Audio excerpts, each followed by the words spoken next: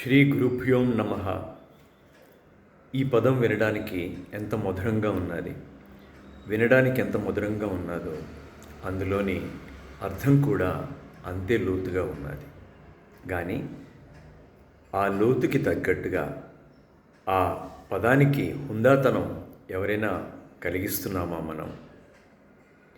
ఈ మధ్యన ఒక ప్రిన్సిపాల్ మేడం గారి హత్య కేసులో అదే కళాశాలకు చెందిన ఇద్దరు 10వ తరగతి విద్యార్థులు ఉన్నారు అని తెలిసినప్పుడు ఎంతో విచారం కలిగింది. సంఘం ఎటువైపు వెళ్తున్నది? 16-17 సంవత్సరాలు ఉన్న ఇద్దరు విద్యార్థులు 20-25 సార్లు కత్తితోని ఆమెను పొడిచి ఇంట్లో 2.5 లక్షల ధనాన్ని పట్టుకు వెళ్ళారంటే వాళ్ళ మనసుల్లోని ఎంత నీచమైన ఆలోచనలు చోటు చేసుకుంటున్నాయి. వీటన్నిటికీ కారణం ఏంటంటారు? కానీ పెంచుతున్న తల్లిదండ్రులదా? వాళ్ళని కూడా తప్పుపట్టలేము. సంఘానిదా? కొంతవరకు పాత్ర. అశ్లీలత కంటెంట్ ఎక్కడ చూసినా, ఏ ఇన్స్టాగ్రామ్ చూసినా, ఏ ట్విట్టర్ చూసినా, ఏ వాట్సాప్ చూసినా, ఎక్కడ చూసినా అశ్లీలత కంటెంట్. ప్రభుత్వ బాధ్యత ఎక్కడున్నది? సెన్సార్ ఎక్కడున్నది? ఒక ఇంగ్లీష్ సినిమా చూసామంటే అందులోని కనీసం not advisable for below 18 years of age, లేకపోతే పేరెంటల్ గైడెన్స్ ఇన్ని చూపిస్తుంటారు. వాళ్ళ బాధ్యత అయిపోతుంది అక్కడ. అదే ఈ కంటెంట్కి వచ్చేసరికి సింపుల్గా are you above 18 years of age అంటే సింపుల్గా ఎవరైనా సరే ఏ ఏజ్లో ఉన్న వాళ్ళైనా ఎస్ అని కొట్టేస్తే ఆ కంటెంట్ను పూర్తిగా చూడవచ్చు. ఈ కంటెంట్ అశ్లీలత కంటెంట్ కానీ వాళ్ళ మనసుల్లోని ఎటువంటి నేర ప్రవృత్తిని పెంపొందిస్తున్నదో అందరికీ కూడా తెలుసు. ఇంతకుముందు ఇంట్లో పెద్దవాళ్ళు ఉండేవారు, వాళ్ళతోని ఖచ్చితంగా క్వాలిటీ టైం స్పెండ్ చేసేవారు, తాతలతోని అమ్మమ్మలతోని. వాళ్ళు చెప్పే కథలు కథానికలు చాలా మనసుని రంజింపచేసేవిగా ఉండేవి. జీవితంలోని ఒక ఉన్నత స్థానానికి వెళ్ళాలి అనే దిశగా పయనింపచేసేవిగా ఉండేవి. అవన్నీ ఇప్పుడు ఎక్కడున్నాయండి? ఏ పేరెంట్స్ కూడా పిల్లలతోని ఒక గంటన్నర సేపు స్పెండ్ చేయగలుగుతున్నారా? లేదు అనే చెప్పాలి. ఎవరి స్పేస్ వాళ్ళకు ఉండాలి అని మనం నిర్ణయించుకొని పిల్లల్ని పూర్తిగా వాళ్ళ దారిలోని వాళ్ళని వదిలేసి వాళ్ళు ఏం చేస్తున్నారు అనేది మనం పట్టించుకోలేని స్థితికి వెళ్ళిపోతున్నాం. ఎన్నో గంటలు ఇంట్లో ఉన్న పిల్లల్ని మనం ఏం చేయలేం, కానీ కొద్ది గంటలు వెళ్ళే స్కూల్ టీచర్స్ మట్టుగా మొత్తం వాళ్ళని ఎగ్జామ్స్కి ప్రిపేర్ చేసేయాలి, వాళ్ళని భావి భారత పౌరులుగా తీర్చిదిద్దాలి, వాళ్ళ మనసుల్లోనే ఉన్నతమైన భావాలను పెంపొందించాలి.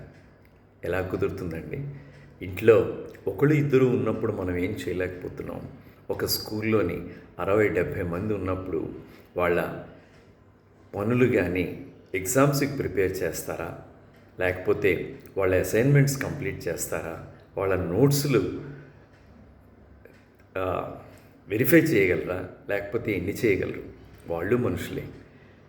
ఇలాంటి సంఘటనలు జరిగిన తర్వాత ఏ టీచర్కైనా సరే నిజంగానే ఈ విద్యార్థి తప్పుదోవలో వెళ్తున్నాడు, వీడిని చాలా కట్టుదిట్టం చేసి ఉన్నత శిఖరాలకి వెళ్ళేటట్టుగా మనం చెయ్యాలి అని ఎవరు అనుకుంటారండి?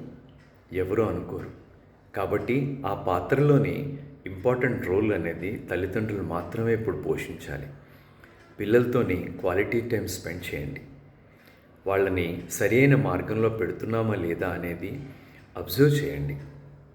అలాగే ప్రభుత్వం కూడా ఎందుకు ఇన్ని ఏఐలు వస్తున్నాయి, ఆర్టిఫిషియల్ ఇంటెలిజెన్స్తోని ఏ కంటెంట్ ఎలా ఉన్నది అనేది నేను ఒక వీడియో అప్లోడ్ చేసిన వెంటనే మీరు గ్రహించలేరా? ఖచ్చితంగా బ్రౌజర్ నుంచి గ్రహించగలం మనం.